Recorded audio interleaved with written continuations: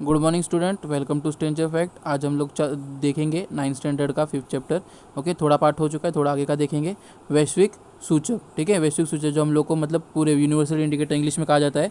Universal indicator या वैश्विक सूचक मतलब जो हमको बताता है सो वो अम्लीय है, उदासीन है या क्षारक। कोई भी जो चीज़ है वो अम्लीय है, उदासीन है या क्षारक है तो वो हम लोग को बताता है, सूचाता है, इसलिए उसको वैश्विक सूचक ऐसा नाम दिया गया। अभी उसके अंदर देखते क्या दिया आगे। लिटमस, हल्दी, जामुन, मेथिल ऑरेंज, फेनाप्थलीन, ठीक है। ये जो चार चीज़ दिए गए, चार नहीं 5 चीज़ दी गए, तो ये हम लोग को ये वैश्विक सूचक के हिसाब से रहता है। तुम लोग देखे रहेंगे इसमें से, अगर प्रैक्टिकल और होएगा तो तुम लोग को पता चल जाएगा। फेनाप्थलीन और मेथिल ऑरेंज ऐसा रहता है लैब में, ठीक है। हल्दी जामुन तो हम लोग का सब जगह मिल जाएगा, लेकिन लिटमस जो रहता है वो ज़्यादा करके अभी यूज़ करते हैं। तो इसमें क्या दिया, पिछली कक्षा में हमने देखा कि कुछ प्राकृतिक और संश्लेषित रंजक द्रव्य अम्लीय और लवणीय विलयनों में दो अलग अलग रंग दर्शाते हैं, ठीक है। क्या बोलते हैं, अम्लीय रहे या लवणीय रहे, ठीक है, अम्ल या क्षारक रहे, दोनों अलग अलग रंग दर्शाते हैं। ऐसे रंजक द्रव्य का सूचक के रूप में उपयोग किया जाता है। पीएच का मापन प्रणाली में अम्ल पीएच क्षारक की तीव्रता के अनुसार उनके विलयन का पीएच 0 से 14 तक बदलता है, ठीक है। अब पीएच हम लोग ने पिछले इस लेक्चर में देखा था। पीएच का फुल फॉर्म क्या था तुम्हारा, पावर ऑफ हाइड्रोजन, ठीक है। पावर ऑफ हाइड्रोजन, हाइड्रोजन का जितना पावर रहता है, क्योंकि हाइड्रोजन सबसे नापते हैं, सबसे पहला हाइड्रोजन और सबसे छोटा रहता है, इसलिए हाइड्रोजन के पावर से नापते हैं। तो इसलिए क्या बताया, पीएच के मापन प्रणाली से अम्ल जो रहता है वो या क्षारक जो भी रहता है वो 0 से 14 के बीच में ही आता है, ठीक है। तो हम लोग ने उस पहले लेक्चर में देखा था 1 से 7 तक जो रहता है, 1.69 तक जो रहता है वो तुम्हारा अम्ल आ जाता है। फिर 7.0 से लेके 7.9 तक तुम्हारा उदासीन हो जाता है, और फिर तुम्हारा 8.1 से लेके, ठीक है, 8.0 से लेके तुम्हारा 14.9 तक या 14.9, हाँ 14.9 तक तुम्हारा क्षारक हो जाता है, ठीक है। तो देखो नीचे वही वापस दिया है, वही यहाँ पे भी बताया। पीएच के बदलाव दर्शाने के लिए क्या बताया यहाँ पे, वैश्विक सूचक का उपयोग किया जाता है, ठीक है। ये वैश्विक सूचक देखो यहाँ पे दिखाया है, ये तो कलर भी बताया और यहाँ पे ऊपर दिखाया है, ठीक है। अलग अलग टाइप का पीएच पेपर दिखाया है। यहाँ पे तुम्हारा मिथाइल ऑरेंज है ये, देखो। अभी इसके अंदर क्या बताया है, अम्ल सबसे ज़्यादा अम्ल, तीव्र अम्ल देखा था हम लोग ने, ठीक है। तो सबसे तीव्र अम्ल रहेगा वो 1 रहेगा, थोड़ा सा कम रहेगा वो थोड़ा सा लाल 2 पे रहेगा, फिर 3 थोड़ा सा तुम्हारा पिंकिश टाइप हो जाएगा, ठीक है। फिर तुम्हारा डार्क ऑरेंज, फिर लाइट ऑरेंज, फिर थोड़ा येलो टाइप, 7 पे उदासीन तुम्हारा ग्रीन रहेगा, ठीक है। ग्रीन ये थोड़ा सा तुम्हारा ग्रीनिश या तुम्हारा जो आसमानी कलर था ना लाइट ब्लू, उसी प्रकार जैसे 8 है, ठीक है। तो ग्रीनिश ब्लू जो रहेगा वो 7.9 तक आएगा, थोड़ा सा जो रहेगा। फिर 8 तुम्हारा आसमानी जैसा कलर था स्काई ब्लू, फिर थोड़ा सा डार्क होता है, फिर तुम्हारा वॉयलेट बेगनी कलर का हो जाता है, फिर एकदम डार्क हो जाता है ब्लू, ठीक है, डार्क ब्लू, फिर एकदम पूरा बेगनी डार्क हो जाता है तुम्हारा, फिर वॉयलेट हो जाता है, फिर लास्ट में डार्क पिंकिश कलर का, ठीक है। डार्क पिंकिश, स्टार्टिंग में लाइट पिंकिश रहता है, फिर डार्क पिंकिश मतलब बहुत काला टाइप हो जाता है, ठीक है। ब्राउन कलर का समझ लोगे तो, ब्राउन तो नहीं, ब्राउन तो स्टार्टिंग में अम्ल में रहता है, थोड़ा पिंकिश टाइप में अलग कलर हो जाता है, ठीक है। तो ये क्षार रहते हैं। तो लास्ट का जो 14 दिखाया है वो तुम्हारा तीव्र क्षार है, ठीक है। उसके बाद 8 की जगह पे जो तुम्हारा वो थोड़ा सा सौम्य क्षार है, और तुम्हारा 6 की जगह पे तुम्हारा सौम्य अम्ल है। फिर आगे देखते क्या दिया यहाँ पे, विभिन्न पीएच के लिए वैश्विक सूचक अलग अलग रंग दर्शाते हैं, ठीक है। सबके अलग अलग रंग देखे थे हम लोग, नीचे जो उसका दिया है केमिकल का भी बताया कि अलग अलग ये रंग है। फिर आगे क्या दिया है, कई संश्लेषित सूचक को विशिष्ट अनुपात में मिश्रित कर वैश्विक सूचक बनाया जाता है। सॉरी, क्या बताया इसके अंदर, कई संश्लेषित सूचक को विशिष्ट अनुपात में, कई संश्लेषित सूचक मतलब जो अलग अलग सूचक के मतलब जो सूचक रहते हैं हमारे, वो विशिष्ट अनुपात में, सब चीज़ को विशिष्ट अनुपात में मिला के उसको वैश्विक सूचक ऐसा बनाया जाता है। वैश्विक सूचक का विलयन अथवा उसके उपयोग से बनाई गई कागज की पट्टी, पीएच पट्टी जो कहते हैं, जिसको पीएच पेपर का उपयोग कर दिए गए विलयन का पीएच निश्चित किया जा सकता है। पीएच ज्ञात करने की सबसे सटीक पद्धति पीएच मापक, पीएच मीटर इस विद्युत उपकरण का उपयोग करते हैं, ठीक है। यहाँ पे देखो मिथाइल ऑरेंज का दिया यहाँ पे विद्युत उपकरण, ठीक है। 11199 जो है तुम्हारा, ये तुम्हारा विद्युत मीटर है, ठीक है। पीएच मापक या पीएच मीटर कह सकते हैं उसको। इस विद्युत उपकरण का उपयोग करना, इस पद्धति में विलयन में विद्युत अग्र डुबाकर पीएच मीटर का मापन किया जाता है, ठीक है। क्या करता है, पद्धति के अंदर तुम्हारा विलयन विद्युत अग्र जो रहता है, देखो यहाँ पे रॉड दिखाया रहेगा, देखो यहाँ पे तुम्हारा देखो 2 रॉड है, दोनों रॉड को एक दूसरे से डुबाया जाता है, डुबा के और फिर चेक करते हैं इसके अंदर तुम्हारा मतलब इसके अंदर से इलेक्ट्रॉन पास होता है, तो उससे समझता है ये अम्ल है या क्षार है, ठीक है। तो ये तुम्हारा इलेक्ट्रॉनिक रहता है, लेकिन ये सब जगह नहीं मिलता, बहुत कम जगह, मतलब जो बड़े बड़े लेबोरेटरी सार में रहते हैं वहाँ पे ये यूज़ करते हैं। बाकी अपने जो छोटे लेबोरेटरीज या डायरेक्ट मतलब जो प्रैक्टिकल आर के लिए यूज़ करते हैं उसके अंदर ज़्यादा करके तुम्हारा पीएच पेपर ही यूज़ करते हैं, ठीक है। पीएच पेपर या मिथाइल ऑरेंज या फेनाप्थलीन यूज़ करते हैं, फेनाप्थलीन ज़्यादा यूज़ करते हैं और पीएच पेपर यूज़ करते हैं। फिर आगे क्या दिया है, अम्ल तथा भस्म की अभिक्रिया, ठीक है, अम्ल तथा भस्म की अभिक्रिया भी कैसे समझता है। पहला क्या दिया है, उदासीनीकरण, न्यूट्रलाइजेशन। कृति दिया तुम्हें क्या करने को यहाँ पे बोला है, एक बीकर में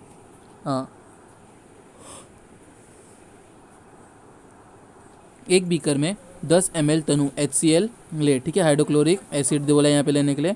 एक बीकर में 10 ml लिया, फिर इस विलयन की एक बूंदक कागज़ की पीएच पट्टी पर, मतलब तुम्हारे पीएच पेपर जो रहता है उसके ऊपर डालो, ठीक है, कांच की छड़ से डालो, मतलब कांच डुबाना है छड़ को, और उसका एक बूंद जो बचा रहेगा वो सूचक पट्टी पे डालना है, पीएच पेपर पे।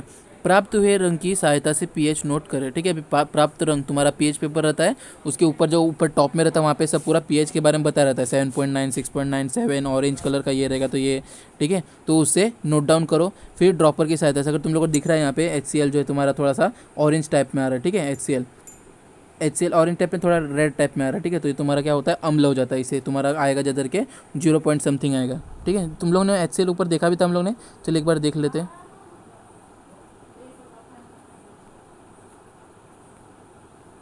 चलिए बरोबर HCl 0.0 है, ठीक है, पूरा रेड रहेगा, ठीक है, बरोबर था। 0.1 में सोच रहा था, 0.0 दिया है, ठीक है, 0.01 भी हो सकता है, 0.002 ऐसा भी हो सकता है, ठीक है। तो तुम्हारा ये रेड रहेगा, तीव्र पूरा अम्ल रहेगा। तो इसको पहले बोला नोट डाउन करने के लिए, फिर क्या दिया आगे, कहाँ थे, ड्रॉपर की सहायता से तनु NaOH, ठीक है, NaOH का विलयन की कुछ बूंदे बीकर में डालकर कांच की छड़ हिलाए। अभी क्या बोला देखो, ड्रॉपर की सहायता से तनु NaOH, ठीक है, वो डायरेक्ट पेपर पे नहीं डालना है, वो किस में डालना है, तुम्हारे बीकर में डालना है, कुछ बूंद डालना है और उसको अच्छे से छड़ से हिलाकर मिला देना। उसके बाद क्या बोला, पीएच सूचक की पट्टी दूसरे टुकड़े पर, ठीक है, दूसरा टुकड़ा या उसके आजू बाजू जो जगह रहेगा थोड़ा सा जो जॉइंट ना हो सके, ठीक है, वहाँ पे डालने को बोला है। विलेन का बूंद डालकर पीएच वापस नोट करो। फिर क्या बोला है, नोट करने के बाद पट्टी के दूसरे टुकड़े पर विलेन की बूंद, हाँ ये देख लिया। इस विधि से बूंद बूंद तनु NaOH डालते जाए और पीएच नोट करते जाए। क्या होता हुआ, अभी देखो क्या बोला इसके अंदर, एक दो बूंद डाला उसके अंदर NaOH HCl के अंदर, ठीक है, ये बीकर के अंदर 2 बूंद डालो NaOH, डालने के बाद उसको गोल घुमाओ, फिर चेक करो, फिर वापस 2 बूंद डालो NaOH का, ठीक है, या एक ही बूंद डालो, फिर वापस घुमाओ, उस मतलब मिक्स कर लो अच्छे से, फिर वापस चेक करो, फिर वापस NaOH डालो, उसको मिक्स करो और वापस ऐसा बोला है बार बार, मतलब एक एक बूंद डालते डालते तुमको चेक करना है। सो क्या मिलता है तुम लोग को। अब सूचक पट्टी पर हरा रंग दिखेगा, ठीक है, जब बूंद बूंद डालते रहोगे और उसके बाद जब हरा रंग दिखेगा उसका अर्थात है कि विलेन का pH 7 हो गया है, ठीक है। जब हरा दिखने लगेगा तब pH जो रहेगा तुम्हारा 7 हो गया रहेगा। अब NaOH मिलाना बंद कर दे, ठीक है, तुम्हारा NaOH जो मिलाना है वो बंद कर दो।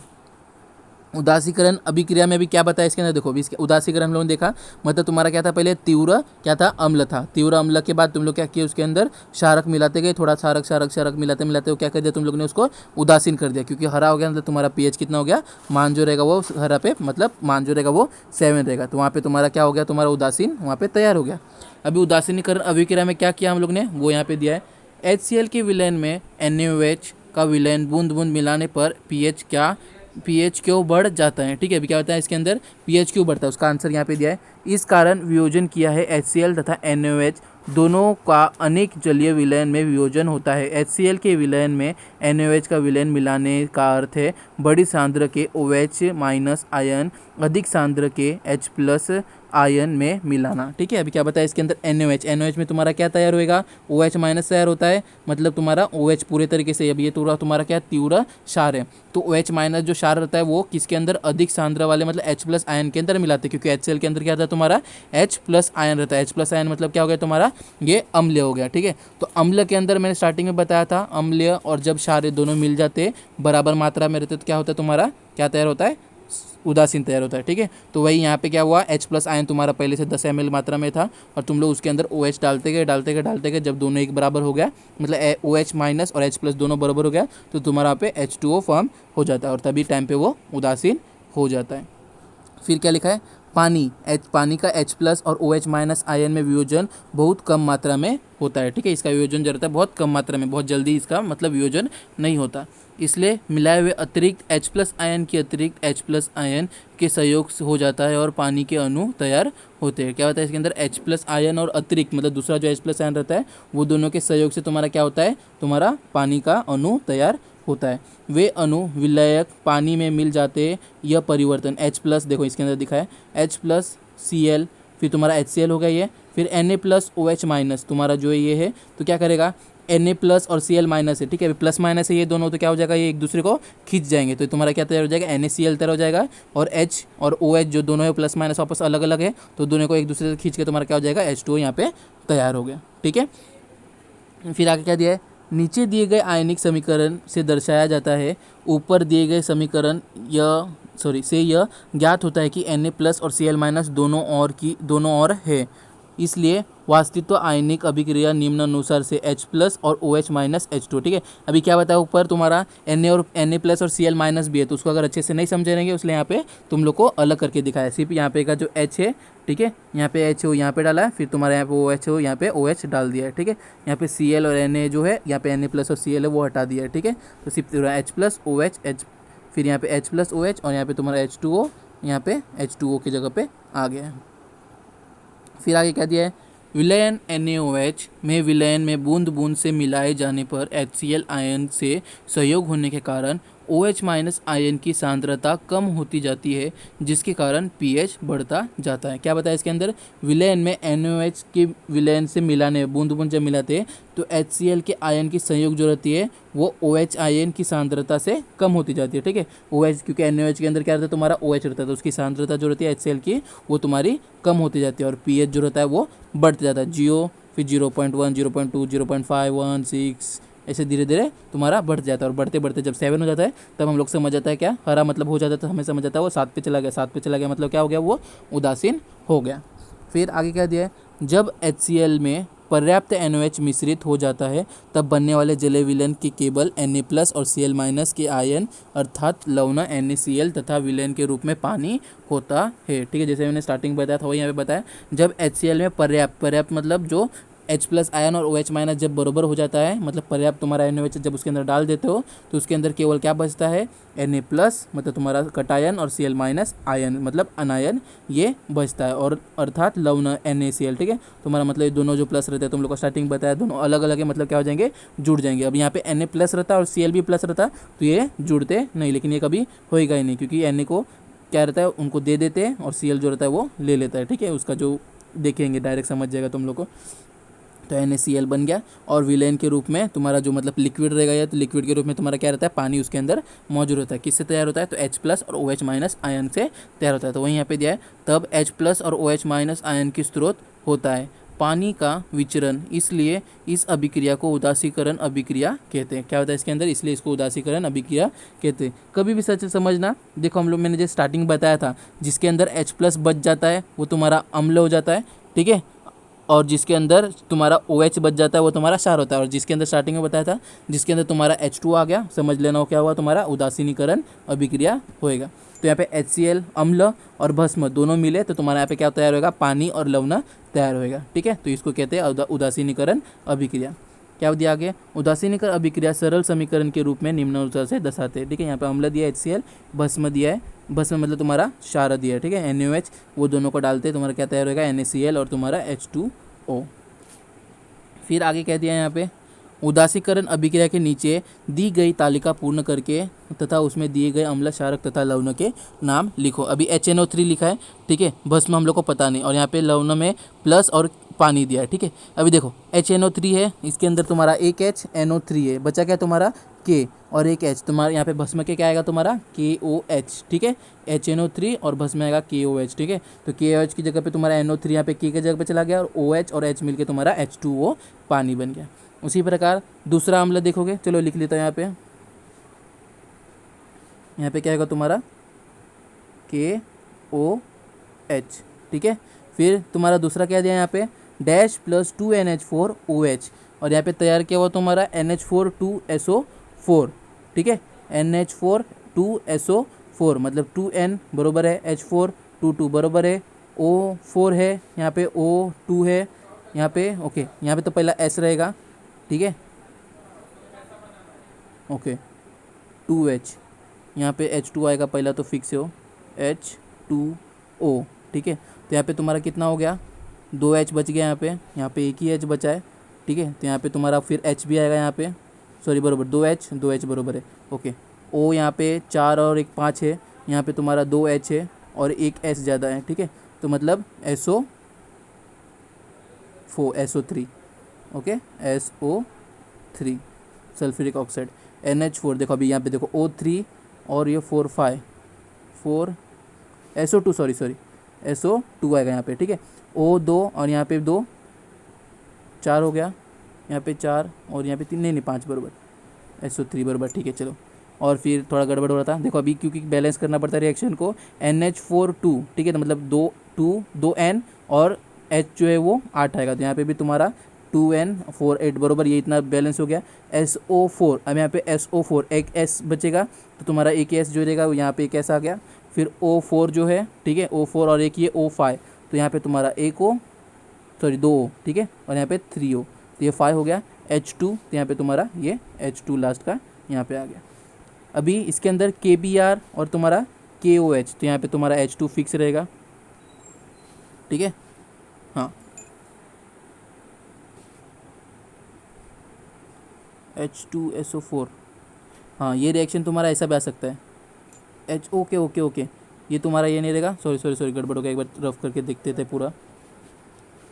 रिएक्शन SO3 भी होएगा, लेकिन अब देखो हम अभी क्या गड़बड़ होएगा, तुम लोग एग्जाम में भी गड़बड़ कर सकते हो। पहला तो राइट था, ठीक है, तुम्हारा पहले यहाँ पे क्या आएगा, डायरेक्ट इजी है, KOH,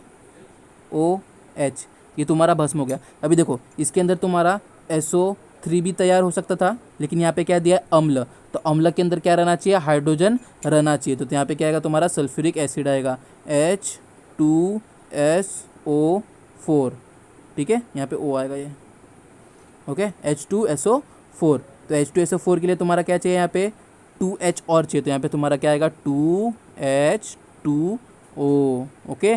देखो यहाँ पे कितना हो गया, 4 5 6, यहाँ पे भी कितना हो गया तुम्हारा 2 और 4 6, यहाँ पे भी हाइड्रोजन 2 2 4 हो गया, यहाँ पे भी हाइड्रोजन तुम्हारा 2 और यहाँ पे 2 4 हो गया, ठीक है, समझा, क्लियर हो गया।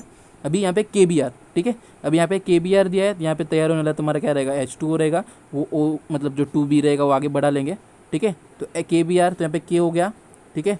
Br तो यहाँ पे क्या रहेगा तुम्हारा H2, यहाँ पे एक H है, तो एक यहाँ H पे भी लगेगा, फिर Br तुम्हारा यहाँ पे भी रहेगा, ठीक है। अब इसको रिएक्शन को पूरा करते हैं। K एक K है, Br एक Br है, H2 यहाँ पे 2 हो गया, तो HBr भी कर सकते हो, हाँ बराबर, ओके, HBr, ठीक है, हाइड्रोजन ब्रोमाइड।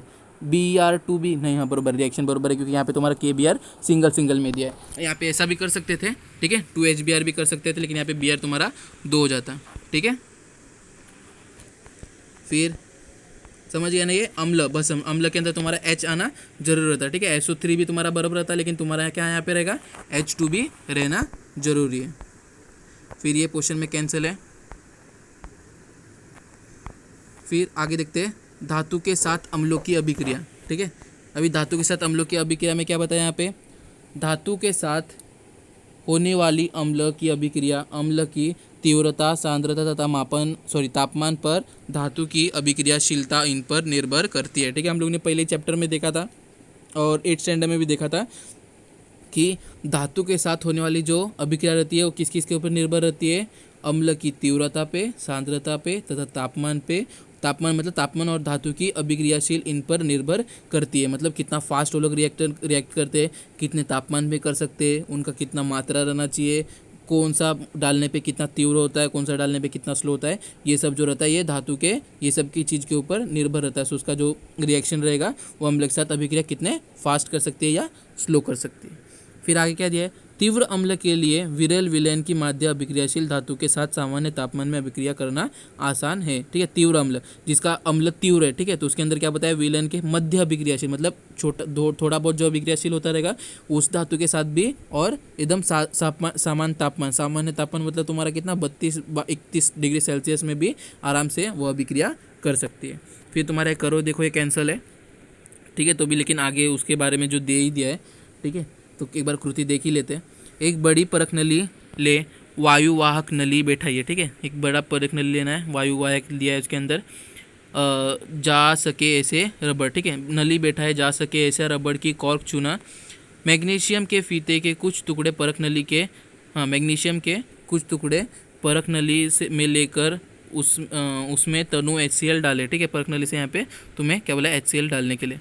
फिर जलती हुई मोमबत्ती वायुवाहक नलिके के सिरे तक ले जाकर परीक्षण करो, क्या देखोगे। अभी क्या बताया इसके अंदर तुम्हारा मैग्नीशियम धातु के साथ तीव्र अम्ल के तनु विलयन के अभिक्रिया उपयुक्त कृति से ध्यान में आता है कि मैग्नीशियम धातु की तनु हाइड्रोक्लोरिक अम्ल के साथ अभिक्रिया करती है। तो किसके साथ होती है तुम्हारा, मैग्नीशियम जो फीता है वो तनु HCl के साथ अभिक्रिया करती है और क्या तैयार होता है तुम्हारा यहाँ पे, साथ अभिक्रिया होने के बाद हाइड्रोजन या ज्वलनशील गैस तैयार होता है। ठीक है, क्या होता है, आयरन जो रहता है, सॉरी हाइड्रोजन रहता है, ज्वलनशील गैस तैयार होता है। तुम्हारा जो मोमबत्ती रहता है उसलिए यहाँ पे क्या दिया है तुम्हारा, ये ब्लू ब्लू कलर का दिख रहा है। ठीक है, फटा क्या क्या फट, हाँ फट आवाजाहित H2O का ज्वलन। ठीक है, यहाँ पे जो तुम्हारा ज्वलन H2O कार्बन में कभी भी, सॉरी हाइड्रोजन जब भी कभी भी तुम्हें आग में दिखता है तो वो कभी भी ब्लू कलर का ज़्यादा करके दिखता है। ठीक है, एकदम डार्क ब्लू कलर के। तो क्या दिया है, यह होते समय अम्ल के हाइड्रोजन को मैग्नीशियम या अभिक्रियाशील धातु विस्थापित करता है तथा हाइड्रोजन गैस मुक्त होती है। इसी समय धातु का रूपांतर क्षारीय मूलक में होकर अम्ल के अम्लधारी मूलक से उसका संयोग होता है और लवण बन जाता है। क्या होता है इसके अंदर, यह होते समय क्या होता है, अम्ल के हाइड्रोजन को, ठीक है, अम्ल के हाइड्रोजन को मैग्नीशियम या अभिक्रियाशील धातु विस्थापित करता है, दोनों अलग कर देता है। ठीक है, हाइड्रोजन और मैग्नीशियम, मैग्नीशियम जो रहता है तुम्हारा हाइड्रोक्लोरिक एसिड जो रहता है उसमें से हाइड्रोजन को अलग कर देता है और इसी समय धातु का रूपांतर क्षारीय मूलक में होकर, ठीक है, धातु जो है तुम्हारा मैग्नीशियम वो क्षारीय मूलक के अंदर मतलब क्षार बन जाता है और अम्ल के अम्लधारी मूलक को उसका सहयोग होता है। ठीक है, अम्लधारी मतलब तुम्हारा जो HCl है, Cl मतलब क्लोरीन जो है वो अम्ल धारक है। ठीक है, क्योंकि हाइड्रोजन को धारक किया है, धारण किया है तो तुम्हारा वो अम्ल धारक हो गया और उसके साथ वो सहयोग बना लेता है। मतलब तुम्हारा क्या तैयार होगा यहाँ पे MgCl। ठीक है, और H जो रहेगा तुम्हारा ये निकल जाएगा और लवण बन जाता है। ठीक है, वही देखेंगे हम लोग निम्नलिखित अभिक्रिया में पूर्ण करो में क्या दिया है तुम्हारा, धातु Mg दिया है, फिर तनु अम्ल। ठीक है, तनु अम्ल मतलब तुम्हारा क्या है MHCl। ठीक है, 2 मात्रा में लिया 2HCl और धातु तुम्हारा Mg है। जब सॉलिड S दिया है, ये सब हमेशा याद रखना। ठीक है, S मतलब तुम्हारा सॉलिड, AQ मतलब तुम्हारा एक्वियस जलीय विलयन। ठीक है, तो जब धातु को HCl में डालते तनु अम्ल में तो क्या तैयार होता है तुम्हारा MgCl2। ठीक है, MgCl2 क्यों हुआ, यहाँ पे 2 Cl है उसलिए 2 Cl2 और H2। ठीक है, तो वहीं यहाँ पे दिया है, कभी भी तुम्हारा क्या दिया है, देखो लास्ट पॉइंट यहाँ पे देखो, इस समय धातु का रूपांतर क्षारीय मूलक में होकर अम्ल के अम्लधारी, ठीक है, यहाँ पे अम्ल के अम्लधारी, अम्ल क्या हुआ तुम्हारा यहाँ पे HCl हो गया और तुम्हारे यहाँ पे अम्लधारी क्या हो गया तुम्हारा Cl, Cl अम्लधारी क्या इसलिए Cl हो गया, वो मूलक के उस संयोग होता है। ठीक है, अम्लधारी मूलक से सहयोग करता है। तो तुम्हारे यहाँ पे मूलक कौन है, यहाँ पे Mg है। ठीक है, यहाँ पे Mg के साथ ये मूलक करता है, यहाँ पे MgCl2 बन जाता है और H2 तुम्हारे यहाँ पे गैस अलग ही रहता है, वो तुम्हारे यहाँ पे ऊपर से निकल गया। फिर उसी प्रकार यहाँ पे दूसरा दिया है, पेन ले लेते एक बार। यहाँ पे क्या दिया देखो, Zn सॉलिड में है तुम्हारा तैयार क्या हुआ ZnSO4, यहाँ पे भी तुम्हारा H2 हाइड्रोजन गैस ही निकलेगा, H2 ले लेते हैं। ठीक है, अभी ZnSO4 तो यहाँ पे क्या आएगा तुम्हारा, यहाँ पे इजी है H2SO4। ठीक है, H2SO4, अभी SO4 जो है यहाँ पे, H2 यहाँ पे, Zn यहाँ पे। ठीक है, तो ये Zn जो है वो यहाँ पे आ गया, यहाँ पे SO4 जो है वो यहाँ पे SO4 आ गया, तुम्हारा यहाँ जो H2 है वो डायरेक्ट यहाँ पे H2 आ गया। ठीक है, अभी इसके अंदर दोनों सॉलिड लिक्विड CuNO3 और H2 है। ठीक है, तो यहाँ पे तुम्हारा क्या लेना पड़ेगा, यहाँ पे सिंगल क्या रहेगा तुम्हारा, यहाँ पे कॉपर रहेगा क्योंकि कॉपर तुम्हारा मेटल हो गया। तो Cu जो तुम्हारा यहाँ पे है वो Cu यहाँ पे आ जाएगा, प्लस तुम्हारा यहाँ पे जो रहेगा वो रहेगा तुम्हारा HNO3। ठीक है, अभी HNO3 यहाँ पे तुम्हारा एक H, यहाँ पे NO3। ठीक है, एक एक हो गया और यहाँ पे तुम्हारा 2 और यहाँ पे भी तुम्हारा 2 है, तो यहाँ पे क्या आ जाएगा तुम्हारा 2, यहाँ पे ये प्लस। ठीक है,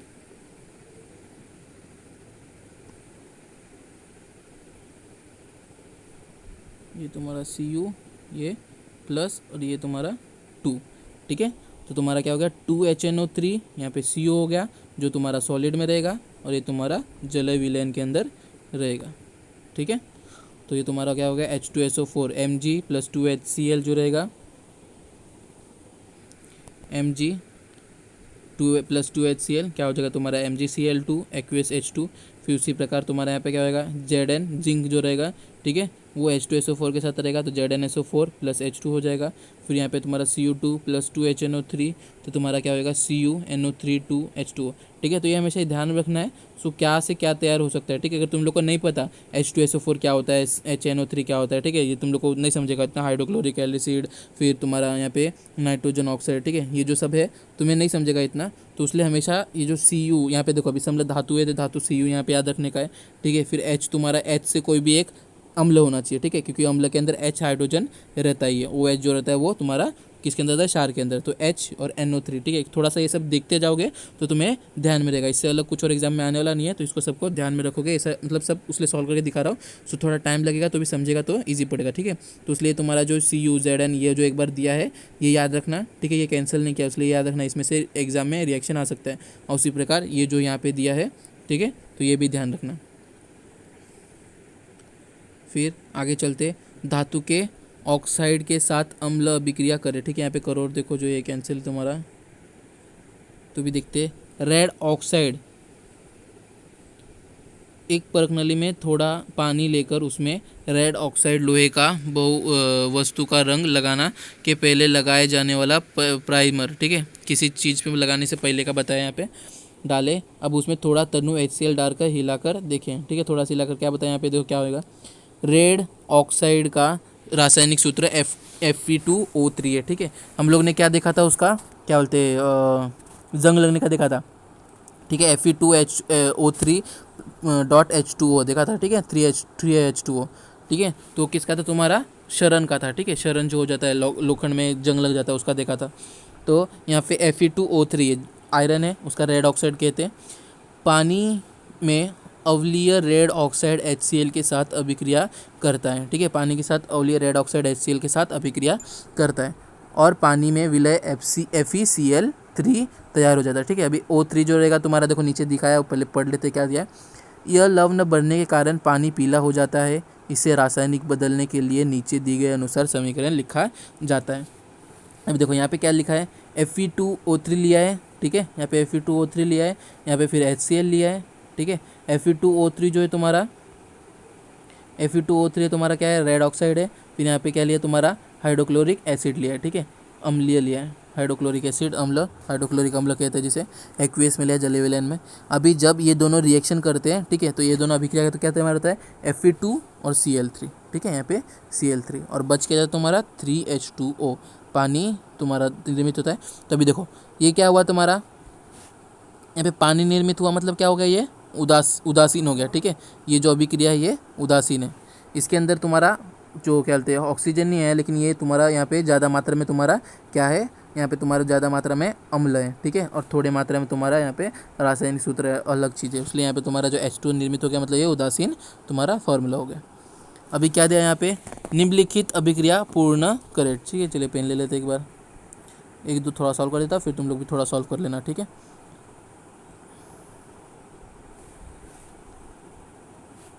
चलिए अभी इसके अंदर क्या दिया तुम्हारा, CaO प्लस 2HCl, ठीक है। तो CaO प्लस 2HCl है, तो यहाँ पे तुम्हारा क्या होगा, CaOCl, ठीक है, 2HCl है, CaOCl2, ठीक है, यहाँ पे O आएगा,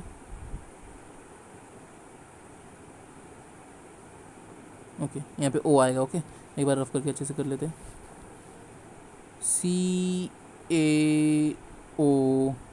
CaOCl2, ठीक है, CaOCl2 प्लस क्या रहेगा तुम्हारा यहाँ पे H2O, ओके।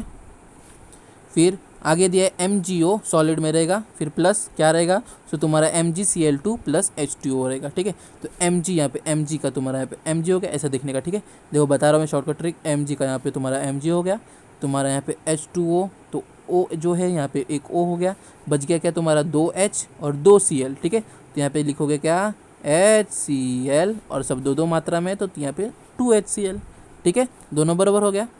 उसी प्रकार यहाँ पे ZnO लास्ट का तुम लोग सॉल्व करोगे, ठीक है, यहाँ पे ZnO प्लस 2HCl, तो तुम्हारा यहाँ पे क्या तैयार रहेगा, ZnCl2 प्लस 2HO, तो H2O, ठीक है।